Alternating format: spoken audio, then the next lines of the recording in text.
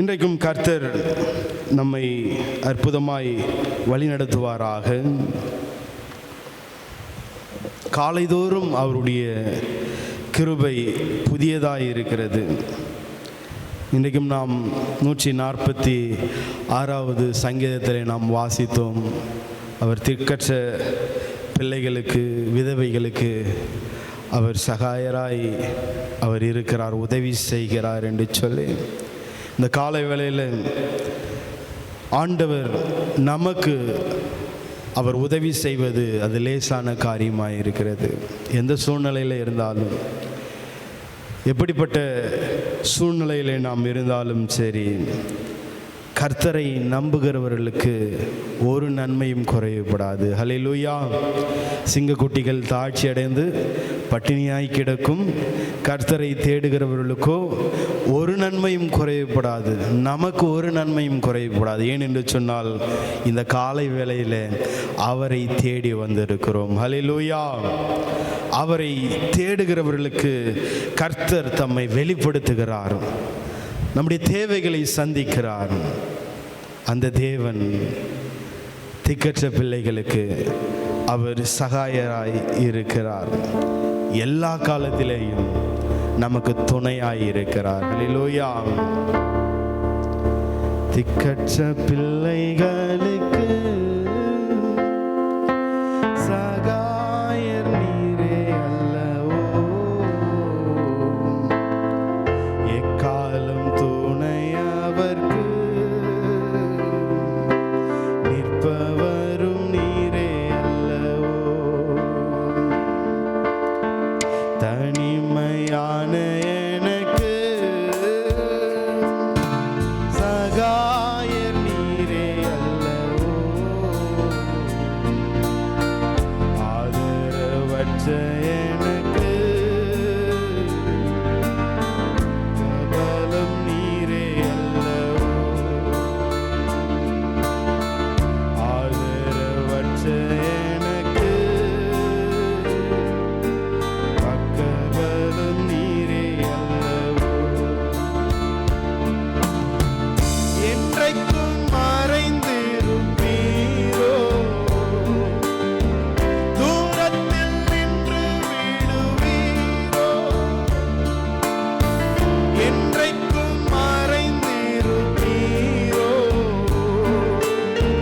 தூரத்தில் நின்று விடுவீரோ. பேதைகளை மறப்பீரோ, பேதைகளை மறப்பீரோ. இயேசுவே மனம் இரங்கும், இயேசுவே மனம் இரங்கும். திக்கற்ற பிள்ளைகளுக்கு சகாயர் நீரே அல்லவோ, ஆதரவற்ற எனக்கு பக்கபலம் நீரே அல்லவோ, ஆதரவற்ற எனக்கு பக்கபலம் நீரே அல்லவோ. கர்த்தாவே எழுந்தருளும், கை தூக்கி என்னை நிறுத்தும். கர்த்தாவே எழுந்தருளும், கை தூக்கி என்னை நிறுத்தும். தீமைகள் என்னை சூழும் நேரம், தீமைகள் என்னை சூழும் நேரம், தூயவரே ரட்சியும், தூயவரே ரட்சியும். திக்கற்ற பிள்ளைகளுக்கு சகாயர் நீரே அல்லவோ, எக்காலம் துணையவர்க்கு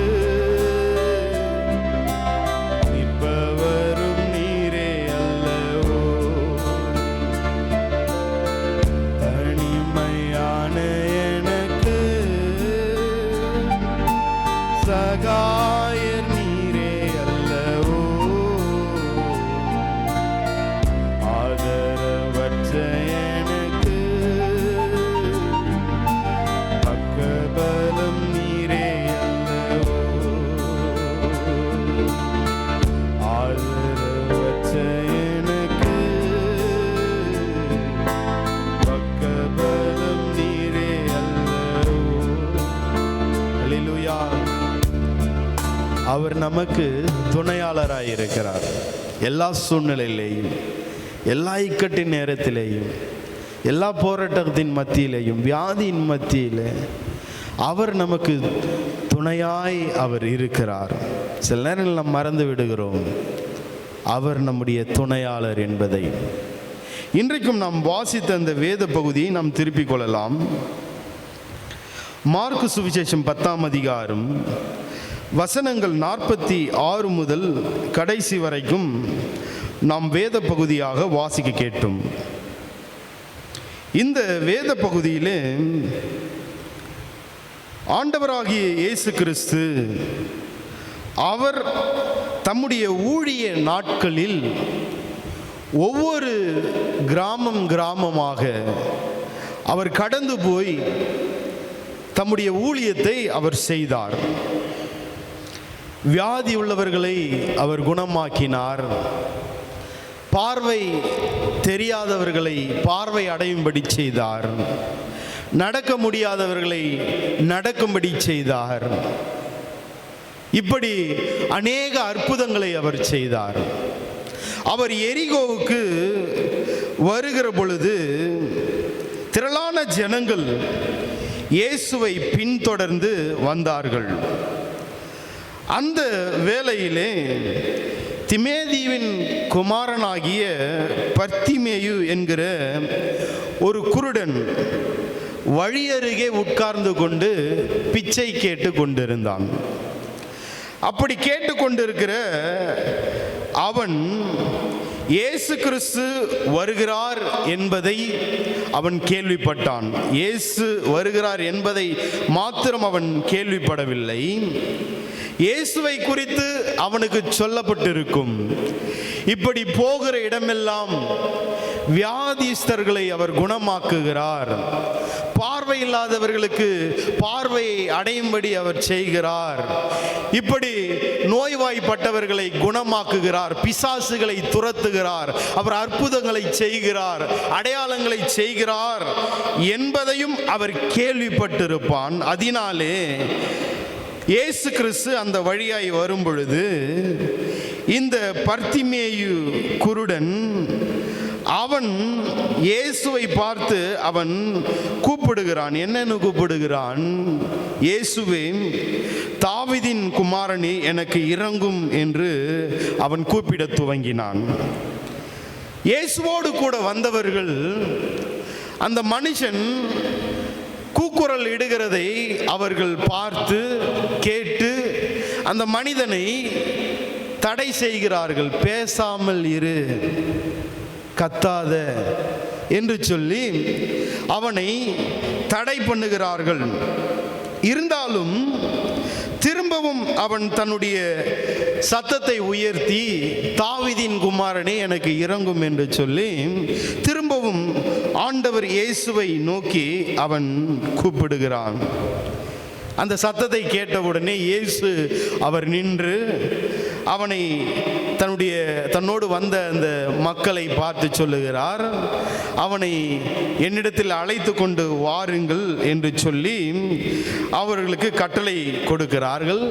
அவர்கள் சென்று அந்த மனிதனிடத்தில், அந்த குருடனிடத்தில் அவனை அழைத்து, திடன் கொள், எழுந்திரு, உன்னை அழைக்கிறார் என்று அந்த மனிதர்கள் அந்த குருடனிடத்தில் சொல்லுகிறார்கள். இயேசு உன்னை அழைக்கிறார், திடன் கொள், எழுந்திரு என்று சொல்லி அந்த மனிதனை அழைக்கிறார்கள். உடனே அந்த மனிதன் தன் மேல் வஸ்திரத்தை எறிந்துவிட்டு எழுந்து இயேசுவிடத்திலே வந்தான். இயேசுவிடத்திலே வருகிறான். இயேசு உனக்கு நான் என்ன செய்ய வேண்டும் என்று சொல்லி கேட்கிறார். அவன் நான் பார்வை அடைய வேண்டும் என்று சொல்லி அவன் இயேசுவை பார்த்து அவன் வேண்டுதல் செய்கிறான். அவன் கேட்டபடி அவனுக்கு கர்த்தர் பார்வை அடைய செய்கிறார். இதுதான் இந்த வசனத்தில் நாம் காண்கிற அற்புதம், இயேசு செய்த அந்த அற்புதம். 51வது வசனம் 52வது வசனத்தில் நாம் வாசிக்கும் பொழுது, இயேசுவானவர் அந்த பர்த்திமேயுவின் சத்தத்தை கேட்டு தன்னோடு கூட வந்த அந்த மனிதர்களை அவனை என்னிடத்தில் அழைத்து கொண்டு வாருங்கள் என்று சொன்னவுடனே இவர்கள் அந்த பர்த்திமேயு குழுநிடத்தில் சென்று, இயேசு உன்னை அழைக்கிறார், திடன்கொள், எழுந்திரு என்றார்கள். உடனே அந்த மனிதன் தன் மீது இருந்த அந்த வஸ்திரத்தை எரிந்துவிட்டு எழுந்து இயேசுவிடத்திலே வந்தான். இந்த 2 வசனங்களிலே திரும்ப திரும்ப ஒரு வார்த்தை உபயோகப்படுத்தப்பட்டிருக்கிறது. அதுதான் எழுந்திரு. எழுந்திரு என்றார்கள். இந்த மனிதன் எழுந்தான். எழுந்து இயேசுவிடத்திலே போனான். இயேசு அவனுக்கு சுகம் கொடுத்தார். இந்த காலை வேளையிலே கர்த்தர் நமக்கு சொல்லுகிற வார்த்தை இதுதான், எழுந்திருங்கள், எழும்புங்கள். இன்றைக்கு நாம் எழுந்திருக்க வேண்டிய ஒரு கட்டாயத்தில் நாம் இருக்கிறோம். அந்த மனிதன் எழுந்து இயேசுவிடத்திலே கடந்து போனதினாலே தான் அவனுக்கு கண் பார்வை கிடைத்தது, அற்புதம் நடைபெற்றது, அதிசயம் நடைபெற்றது.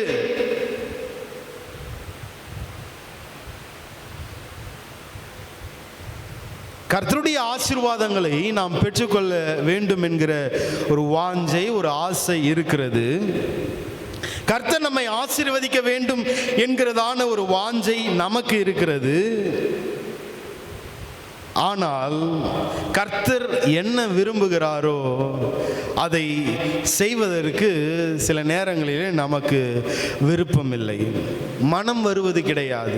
இன்றைக்கு கர்த்தர் இதை தான் சொல்லுகிறார். அந்த மனிதன் எழுந்து இயேசுவிடத்திலே கடந்து போனான். இன்றைக்கும் கர்த்தர் நம்மை பார்த்து அவர் சொல்லுகிறார், எழுந்திருங்கள். எழும்ப வேண்டிய காரியம் அநேகம் இருக்கிறது.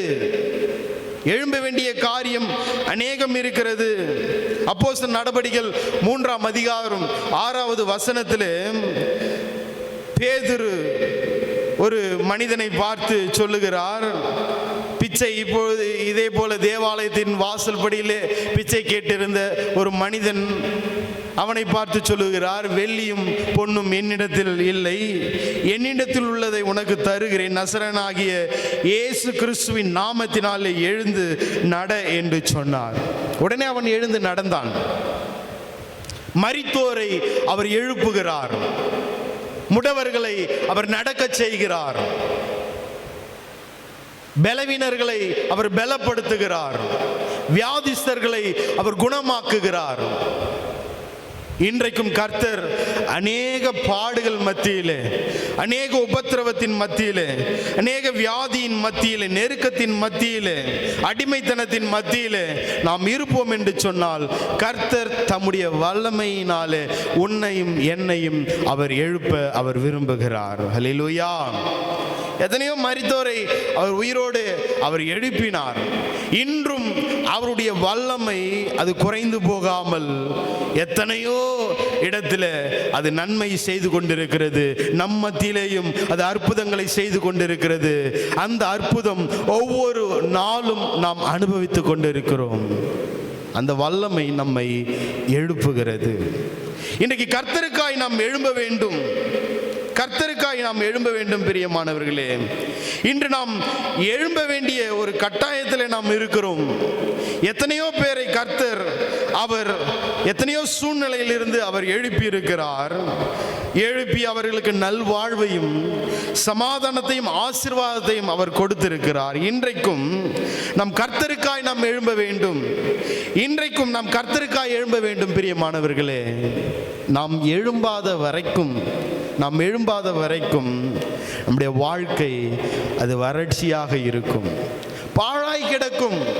விளைநிலங்கள் பாழாய் கிடக்கும், நம்முடைய குடும்பங்கள் பாழாய் கிடக்கும், நம்முடைய ஊழியங்கள் பாழாய் கிடக்கும், நம்முடைய எதிர்கால கனவுகள், எதிர்கால திட்டங்கள் அது பாழாய் கிடக்கும். பிரியமானவர்களே, இன்றைக்கு நீங்களும் நானும் எழும்ப வேண்டிய ஒரு கட்டாயத்தில் இருக்கிறோம். எழும்ப வேண்டிய ஒரு கட்டாயத்தில் இருக்கிறோம். இன்றைக்கும் நாம் எவற்றிலிருந்து எழும்ப வேண்டும் என்று ஒரு சில காரியங்களை நாம் தியானித்து, நாம் ஜெபித்து கடந்து செல்லும்படியாக நாம் இருக்கிறோம். இன்றைக்கு கர்த்தர் எவற்றிலிருந்து நாம் எழும்ப வேண்டும் என்று சொல்லுகிறார் என்று சொன்னால், இங்கே யோசுவாவின் புத்தகம் 7ஆம் அதிகாரம் 10வது வசனத்தில் கர்த்தர் சொல்லுகிறார், உன் துக்கத்தை விட்டு எழும்பு, உன் துக்கத்தை விட்டு எழும்பு. 7ஆம் அதிகாரம் 10வது வசனத்தை நாம் எடுத்துக்கொள்வோம். ஒருவர் வாசிக்கலாம். அப்பொழுது கர்த்தர் யோசுவாவை நோக்கி, எழுந்திரு, நீ இப்படி முகம் குப்புற விழுந்து கிடக்கிறது என்ன? ஹல்லேலூயா. யோசுவாவை அவர் எழுந்திருக்கும்படி அவர் சொல்லுகிறார். முதல் காரியம் கர்த்தர் சொல்லுகிறார், உன் துக்கத்தை விட்டு எழும்பிரு, உன் துக்கத்தை விட்டு எழுந்திரு. உலக கவலைகளை விட்டு நீ எழும்ப வேண்டும் என்று கர்த்தர் சொல்லுகிறார். இந்த யோசுவா அவன் துக்கத்தோடு இருக்கிறான், கவலையோடு இருக்கிறான், வேதனையோடு இருக்கிறான். அடுத்த காரியத்தை முன்னெடுக்க முடியாமல் அவனுடைய எல்லா காரியங்களும் அங்கே மடங்கடிக்கப்பட்டு முடக்கப்பட்டு அவன் ஒரு இடத்துல இருக்கிறான். ஆனால் கர்த்தருடைய திட்டம், அவன் எழும்ப வேண்டும், செய்ய வேண்டிய காரியத்தை தொடர்ந்து செய்ய வேண்டும், யுத்தம் செய்ய வேண்டும், வெற்றியை காண வேண்டும். இது கர்த்தருடைய திட்டம். ஆனால் ஒரு தோல்வியை பார்த்தவுடனே, ஒரு அழிவை பார்த்தவுடனே அவன் கலங்கி போய் அவன் ஒரு இடத்துல முடங்கி கிடக்கிறான். அவனை பார்த்து கர்த்தர் சொல்லுகிறார், நீ எழுந்திரு. கர்த்தர் யோசுவாவை நோக்கி, எழுந்திரு, நீ இப்படி முகம் குப்புற விழுந்து கிடக்கிறது என்ன? உன் துக்கத்தை விட்டு எழுந்திரு. எத்தனை பேர் நம் துக்கத்தோடு இருக்கிறோம்? ஒரு நாள் 2 நாள் துக்கம் இல்லை, மாத கணக்கில், வருட கணக்கில் எத்தனை பேர் நம் துக்க முகமாய் இருக்கிறோம்? வெளியிலே மனிதர்கள் மத்தியிலே வரும் பொழுது நாம் சந்தோஷமாக இருக்கிறது போல நம்மை காட்டிக்கொள்ளுகிறோம், சமாதானமாக இருக்கிறது போல நம்மை காட்டிக்கொள்ளுகிறோம். ஆனால் உள்ளுக்குள்ளே நம் துக்கமுகமாய் இருக்கிறோம்.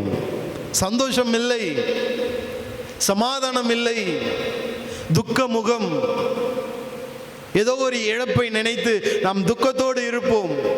ஏதோ நம்முடைய குடும்பத்தின் பிரச்சனைகளை நினைத்து நாம் துக்கமுகமாய் இருப்போம். ஏதோ ஒரு காரியங்களை நினைத்து நாம் துக்கமுகமாய் இருப்போம். கர்த்தர் சொல்லுகிறார், நீ துக்கமுகமாய் இருக்கிறது என்ன? முகம் குப்புற விழுந்து கிடக்கிறது என்ன? இன்றைக்கு உன்னையும் என்னையும் பார்த்து சொல்லுகிறார், எழுந்திரு, உங்கள் துக்கம் சந்தோஷமாய் மாறும். அல்லேலூயா.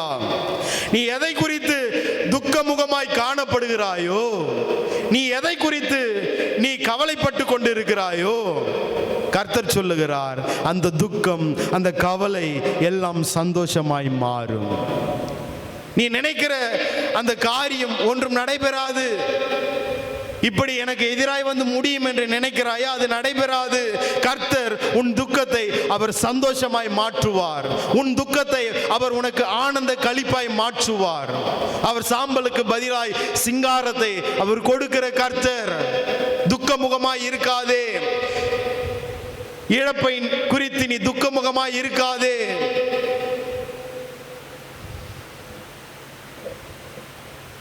உள்ளுக்குள்ளே நம் துக்கத்தோடு காணப்படுகிறோமா? இன்னைக்கு கர்த்தர் சொல்லுகிறார், எழுந்திரு, உன் துக்கத்தை விட்டு எழுந்திரு. உன் துக்க நாட்கள் முடிந்து போனது. உன் துக்க நாட்கள் முடிந்து போனது. உன் துக்கத்தை விட்டு எழுந்திரு. பேருக்கு நாம் சந்தோஷமா இருக்க தேவையில்லை. ஆண்டவர் நிறைவான சந்தோஷத்தை தருகிறார். வெளியிலையும் உள்ளேயும் அவர் நிறைவான சந்தோஷத்தை தருகிறார். அந்த சந்தோஷத்தை பெற்றுக்கொண்டு இந்த பூமியிலே நீ வாழு. நீ போகிற இடத்துல ஆண்டவர் கொடுக்கிற அந்த சந்தோஷத்தை பறைசாற்று. உங்கள் துக்கம் சந்தோஷமாய் மாற கடவுது. சந்தோஷமாய் இருங்கள். கிறிஸ்துவுக்குள் எப்பொழுதும் சந்தோஷமாய் இருங்கள். துக்க முகத்தை விட்டு நீங்கள் எழும்புங்கள். உங்கள் துக்கத்தை விட்டு எழும்புங்கள். யோசுவாவை பார்த்து கர்த்தர் தான் சொல்லுவார், நீ எழுந்திரு, துக்கத்தை விட்டு நீ எழும்பு. 1 ராஜாக்கள் 17ஆம் அதிகாரம் 9வது வசனம்.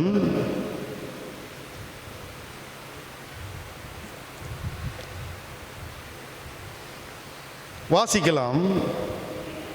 நீ எழுந்து சீதோனுக்கு அடுத்த சாரிபாத் ஊருக்கு போய் அங்கே தங்கியிரு.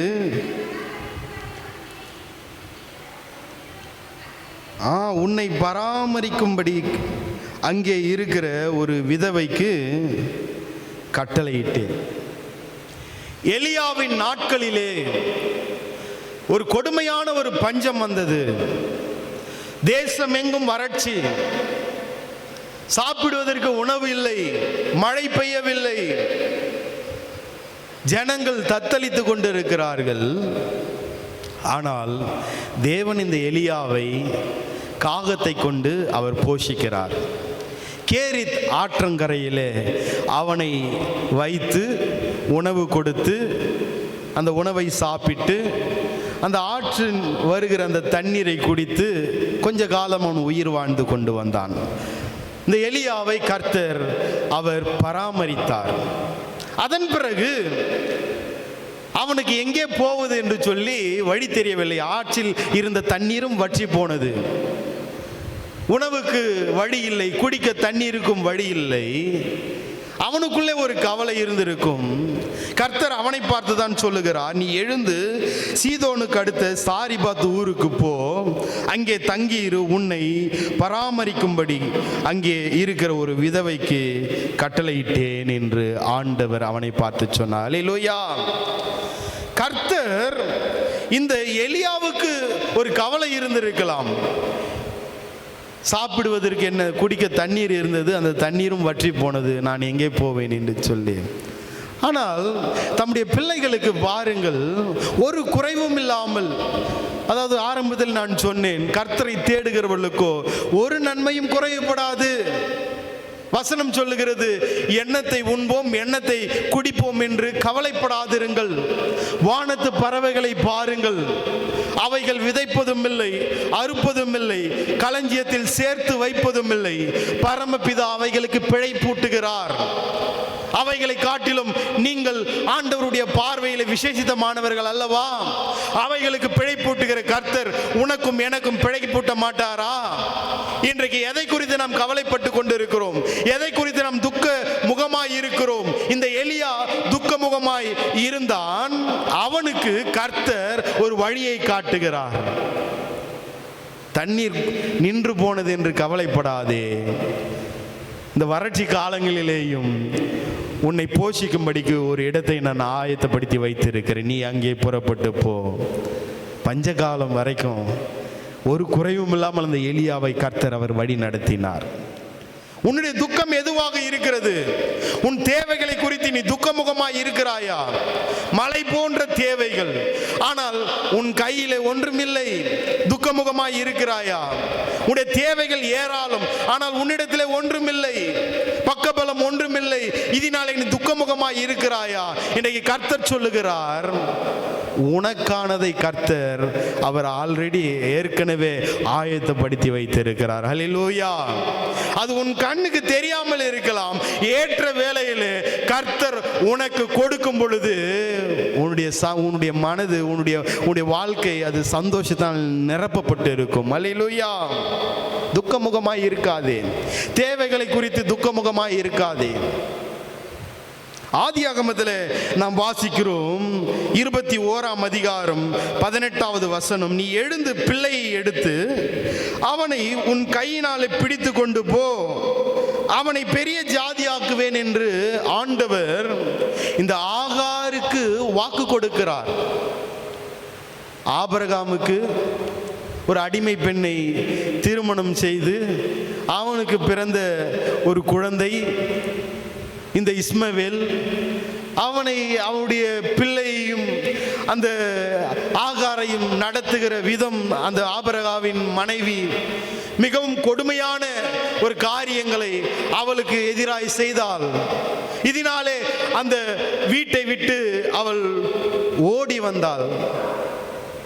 அவள் வனாந்தரத்தின் வழியாய் வரும் பொழுது குடிக்க தண்ணீர் இல்லாமல் குழந்தை அழுகிறது, தண்ணீர் கொடுக்க வழி இல்லை.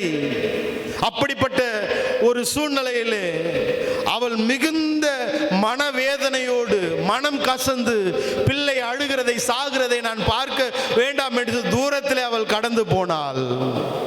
கர்த்தர் அவருடைய கண்களை திறந்து தண்ணீரை அவர்களுக்கு காண்பித்து அவருடைய பசியை ஆற்றி அழுகையை நிறுத்தினார். அது மாத்திரமல்ல, அவள் எதை குறித்து துக்கமாய் இருந்தாலோ அதை துக்கத்தை கர்த்தர் நீக்கி அவளுக்கு ஒரு வாக்குத்தத்தத்தை கொடுக்கிறார். உன் சந்ததியை நான் பெரிய ஜாதி ஆக்குவேன் என்று சொல்லி வாக்கு கொடுத்தார். தேவ பிள்ளைகளே, அவளுக்கு ஒரு எதிர்காலம் ஒன்று இல்லவே இல்லை. ஆண்டவர் அவளுக்கு ஒரு வாக்குத்தத்தத்தை கொடுக்கிற வரைக்கும் இந்த ஆகாருக்கோ அவருடைய குழந்தைக்கோ எதிர்காலம் என்பதே இல்லை, எதிர்காலம் என்பதே இல்லை. ஆனால் பாருங்க, கர்த்தர் அவள் துக்கமாய் இருக்கிறதை கண்டு, அவள் கண்ணீரோடு இருக்கிறதை கண்டு அவளுக்கு ஒரு எதிர்காலத்தை கர்த்தர் ஏற்படுத்தி கொடுக்கிறார். அதுதான் சொல்ற, உன்னை பெரிய ஜாதி ஆக்குவேன். அவர் சொன்ன அந்த வாக்கு அது நிறைவேறி இருக்கிறது. ஹல்லேலூயா. இன்றைக்கு நீ துக்கமுகமாய் இருக்காதே, உன் துக்கத்தை விட்டு எழுந்திரு, உன் துக்கத்தை விட்டு எழுந்திரு என்று கர்த்தர் சொல்லுகிறார். இரண்டாவது கர்த்தர் சொல்லுகிறார், உன் தூக்கத்தை விட்டு எழுந்திரு. யோனாவின் தீர்க்கதரிசன புத்தகம் 1ஆம் அதிகாரம் 6வது வசனம். இங்கே நாம் வாசிக்கிறோம், ஆண்டவர் இந்த யோனாவுக்கு ஒரு கட்டளை கொடுக்கிறார். நீ நினிவே பட்டணத்திற்கு கடந்து போய் கர்த்தருடைய நியாய தீர்ப்பை குறித்து நீ பிரசங்கிக்க வேண்டும். அந்த தேசம் அழிக்கப்பட போகிறது, நியாய தீர்ப்பு, கர்த்தருடைய கோபம் இந்த பட்டணத்தின் மீது வரப்போகிறது என்பதை சொல்ல வேண்டும் என்று அங்கே கர்த்தர் அங்கே சொன்னார். அந்த வார்த்தையை பெற்றுக்கொண்டு இவன் போக வேண்டிய இடம் நினிவே, ஆனால் இவன் பிரயாணம் வேறு இடமாய் திசை திரும்பி தர்ஷீசுக்கு அவன் கப்பல் ஏறி கடந்து போனான். அவன் படகிலே போகும் பொழுது அங்கே காற்றும் அங்கே கடலும் அமைதலாய் இல்லை. அங்கே சூழ்நிலைக்கு அங்கே எதிர்மறையாய் அங்கே அவனுக்கு கடந்து வந்தது. எல்லாரும் தத்தளித்து கொண்டு இருக்கிறார்கள், உயிரை கையில் பிடித்து கொண்டு கூக்குரலிட்டு கொண்டு இருக்கிறார்கள். ஆனால் இவனோ அந்த கப்பலிலே அமைதலாய் படுத்து கொண்டிருக்கிறான். அந்த படகின் அந்த மாலுமி கடந்து வந்து என்ன சொல்லுகிறான், நீ எழுந்திரு, ஏன் தூங்கி கொண்டிருக்கிறாய், உன் தூக்கத்தை விட்டு எழுந்திரு. இன்றைக்கு கர்த்தர் சொல்லுகிறார், உன்னுடைய தூக்கத்தை விட்டு எழுந்திரு. தூக்கம் என்பது இரண்டு வகையாக நாம் சொல்லலாம். ஒன்று சரீர பிரகாரமான ஒரு தூக்கம், அது எல்லாருக்கும் தேவை, எல்லாருக்கும் தேவை. தூங்கலைன்னா அது நம்முடைய சரீரத்தில் நாம் சந்திக்கிற பிரச்சனைகள் அது அதிகமாக இருக்கும். சரீரத்திற்கு தூக்கம் என்பது அவசியம். இரண்டாவது தூக்கம் ஆவிக்குரிய தூக்கம். ஆவிக்குரிய தூக்கம், ஆவிக்குரிய தூக்கம் என்று சொன்னால் என்ன? ஒரு ஃபோன், அதற்கு அதை யூஸ் பண்ணணும்னா என்ன தேவை? அந்த ஃபோனுக்கு சார்ஜ் தேவை. சார்ஜ் இருந்தால் தான் அந்த ஃபோனை நம்மளால் யூஸ் பண்ண முடியும். சார்ஜ் இல்லைன்னா அந்த ஃபோனை யூஸ் பண்ண முடியாது, ஆன் பண்ண முடியாது, உபயோகப்படுத்த முடியாது. அதுபோல கிறிஸ்துவ வாழ்க்கையிலே, ஆவிக்குரிய வாழ்க்கையிலே நாம் ஜீவனுள்ளவர்களாய் நாம் இருக்க வேண்டும் என்று சொன்னால், இன்றைக்கு நாம் விழிப்பாய் இருந்து கர்த்தரை நோக்கி ஜெபிக்க வேண்டும், அவருடைய சமூகத்தில் காத்திருக்க வேண்டும், வேத வசனங்களை வாசிக்க வேண்டும், ஆலயத்திற்கு வர வேண்டும், அவரை தேட வேண்டும். இதுதான் கிறிஸ்துவ வாழ்க்கையில், ஆவிக்குரிய வாழ்க்கையில் நம்மை விழிப்பாய் வைத்திருக்கிற ஒரு காரியம். இன்னைக்கு கர்த்தர் சொல்லுகிறார், எழுந்திருங்கள், உன் தூக்கத்தை விட்டு எழுந்திருங்கள். ஆவிக்குரிய தூக்கத்தில் இருக்கிற நம்மை பார்த்து சொல்லுகிறார், உன் தூக்கத்தை விட்டு எழுந்திரு, உன் தூக்கத்தை விட்டு எழுந்திரு. மனுஷகுமாரன் வரும் நாளையாவது நீங்கள் அறியாது இருக்கிறபடியினாலே நீங்கள் விழித்திருங்கள் என்று வசனம் சொல்லுகிறது. அவர் எப்பொழுது வருவார் என்று யாருக்கும் தெரியாது. ஆனால் ஒன்று மாத்திரம் நிச்சயம், அவர் வருவார். இதோ சீக்கிரமாய் வரப்போகிறேன் என்று சொன்னவர் அவர் வரப்போகிறார். விழித்திருங்கள். மணவாளன் வருகிற அந்த நேரத்தில் ஆயத்தமாயிருந்த 5 கன்னிகைகள் அவரோடு கூட போனார்கள். ஆயத்தமில்லாதவர்கள் அவர்கள் புறம் தள்ளப்பட்டார்கள். இன்றைக்கு நீங்களும் நானும் ஆவிக்குரிய வாழ்க்கையிலே ஆயத்தத்தோடு இருக்கும் பொழுது நீங்களும் நானும் அந்த பரலோக ராஜ்யத்தில் அந்த பரலோக தேவனோடு நாம் கடந்து போவோம்.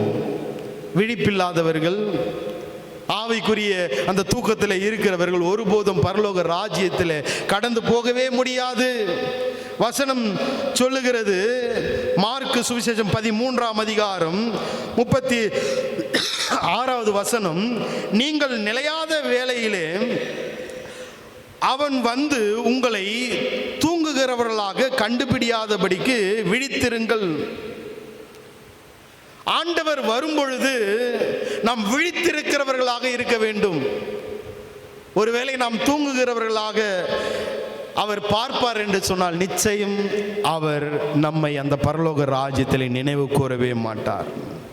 அதனால கர்த்தர் சொல்லுகிறார், கொலோசியர் 4ஆம் அதிகாரம் 2வது வசனம், இடைவிடாமல் ஜெபம் பண்ணுங்கள், ஸ்தோத்திரத்துடன் ஜெபத்தில் விழித்திருங்கள். ஏன் என்று சொன்னால் நம்முடைய ஆண்டவராகிய இயேசு கிறிஸ்து அவர் அதி சீக்கிரத்திலே வரப்போகிறார். ஜெபத்திலே தரித்திருங்கள்.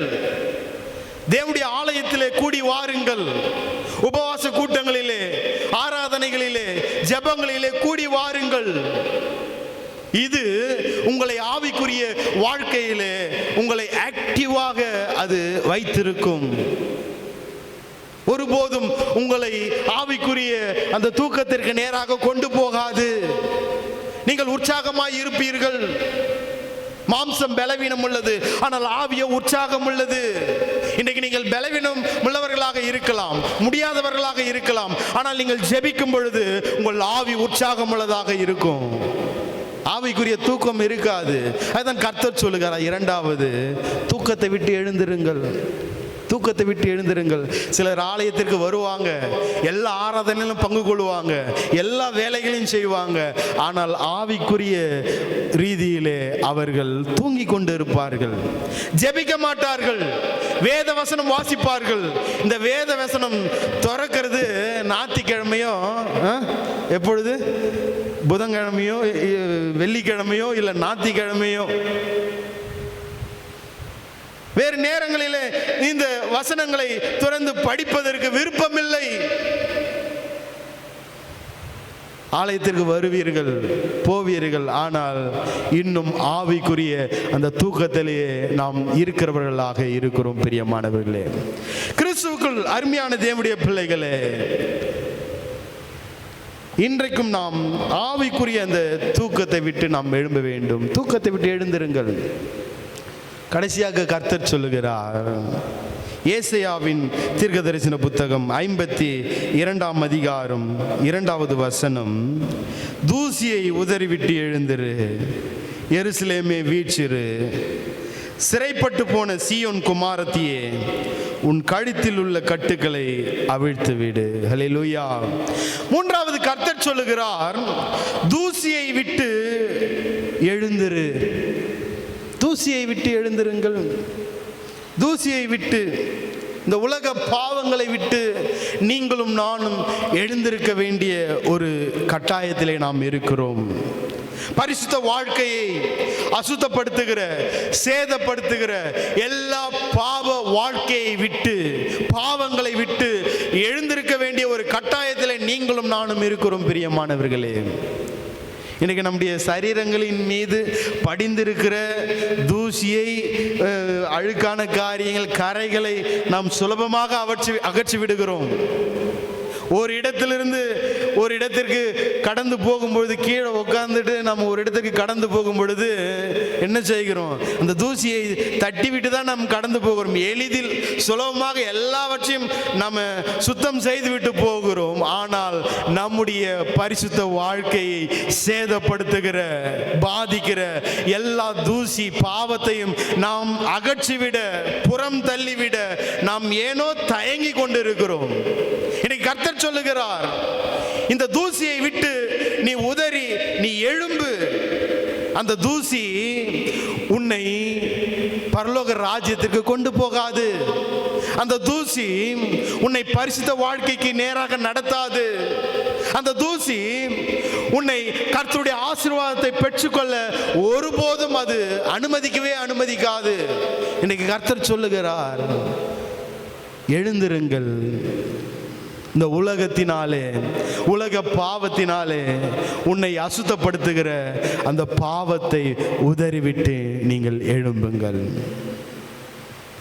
உங்களை எதெல்லாம் அசுத்தப்படுத்துகிறது, எதெல்லாம் உங்களை அசுத்தப்படுத்துகிறது, கர்த்தரிடத்தில் எதெல்லாம் உங்களை சேர விடாமல் தடை பண்ணுகிறது, கர்த்தரிடத்தில் எது எல்லாம் வந்து சேரக்கூடாதபடிக்கு தடை பண்ணுகிறது, ஆலயத்திற்கு வரக்கூடாதபடிக்கு எதெல்லாம் தடை பண்ணுகிறது, கர்த்தரை தேடக்கூடாதபடிக்கு எதெல்லாம் உங்களை தடை பண்ணுகிறது, வேத வசனத்தை வாசிக்க கூடாதபடிக்கு எதெல்லாம் தடை பண்ணுகிறது, கர்த்தர் இன்றைக்கு சொல்லுகிறார், அதையெல்லாம் நீங்கள் உதறிவிட்டு நீங்கள் எழும்புங்கள். அது எல்லாம் பாவம்.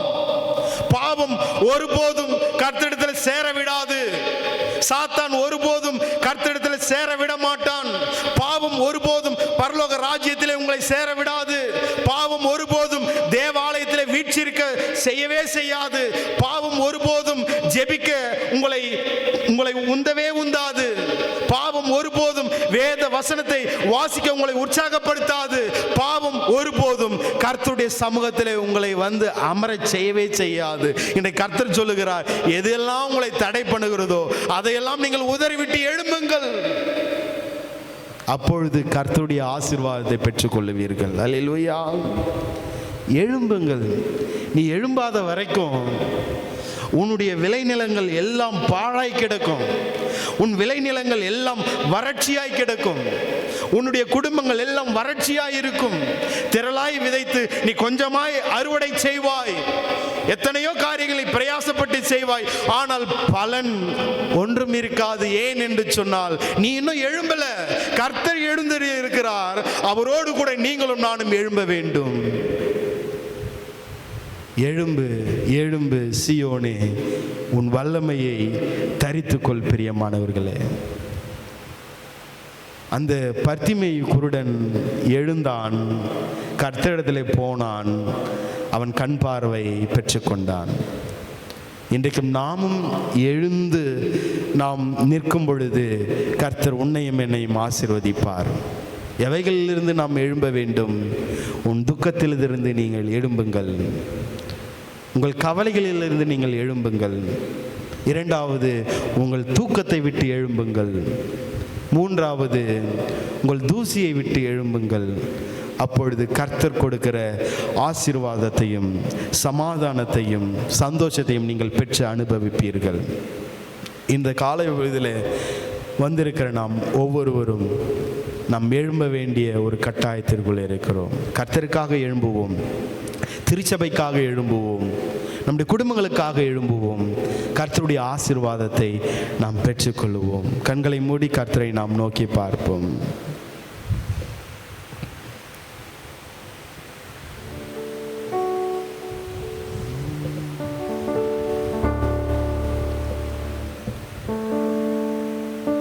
தேவ பிள்ளைகளே, கர்த்தருக்காய் ஒரு விசை நாம் எழும்புவோமா?